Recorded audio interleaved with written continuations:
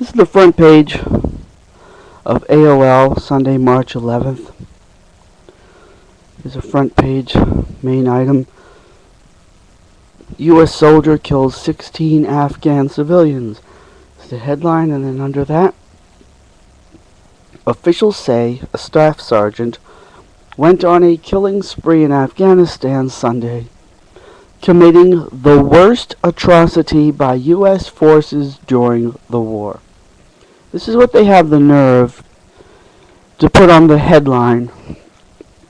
16 Afghans being killed by a soldier, and calling that the worst atrocity of the last 10 years of American fascist occupation of that country, when similar incidences have been going on for the last 10 years. Every week there's civilians being killed, often in large incidents of dozens or hundreds of people at a time, often civilians.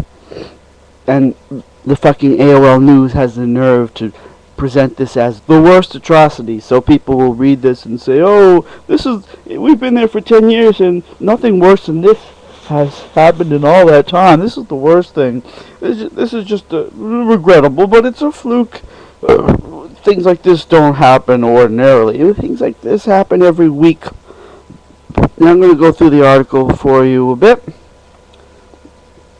U.S. soldier opens fire. Okay, well, just scanning down, and I will give the link to the article. These villagers said they can't believe that one person was able to kill and burn all these people single-handedly. Let me quote from a villager. One man can't kill so many people.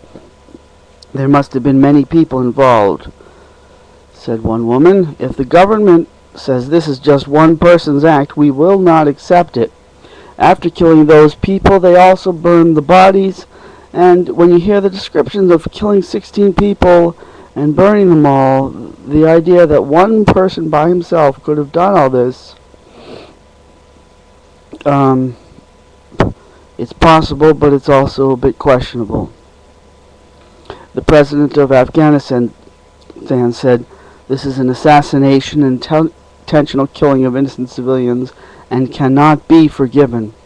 Obama phoned the Afghan leader to express his shock and sadness and offered condolences to the grieving families and to the people of Afghanistan. Oh, you're so sincere, Obama. You just fill me with confidence for the amount of degree of sincerity of your statements. In a statement released by the White House, Obama called the attack, quote, tragic and shocking, and not representative of the exceptional character of our military and the respect that the United States has for the people of Afghanistan. He vowed to get the facts as quickly as possible and to hold accountable anyone responsible. Well, the person most responsible at this point, Barack Obama, is you. You are the one responsible for the fact that we're still there, and somewhere in this article it mentioned how Obama was the one that increased this strategy of escalation in Afghanistan in 2009, but I'm not finding it immediately. The violence over the... Oh, and this is supposedly has to do with retaliation for... Afghans were retaliating for militaristic Quran burnings.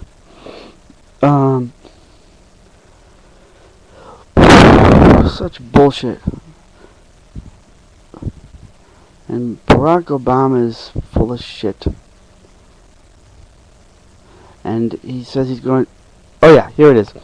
The district has also been a key Taliban base for targeting neighboring Kandahar city, and U.S. forces flooded the province as part of Obama's strategy to surge in the south starting in 2009. Okay, so Obama's strategy of surging in the south in 2009, and then he says now He's now he says he's going to hold accountable anyone responsible. Well, Obama, you're the one responsible. If you had ended this war and gotten out of Afghanistan, this would never have happened. You're the fucking one who's fucking responsible when it all comes down to it. But he's giving his insincere apologies and his insincere expressions of how America's great respect for the Afghan people. That's bullshit. If you had any respect for them, you would leave their fucking country alone, you fucking fucker. Fuck, fuck, fuck, fuck, fuck. Fuck you all, and fuck the news media that perpetuates your lies with headlines that say this is the worst atrocity that is committed in a war of 10 years, because that's bullshit. The worst atrocity by U.S. forces, that's bullshit. This is typical of what happens every week in Afghanistan, thanks to U.S. forces. Fucking liars.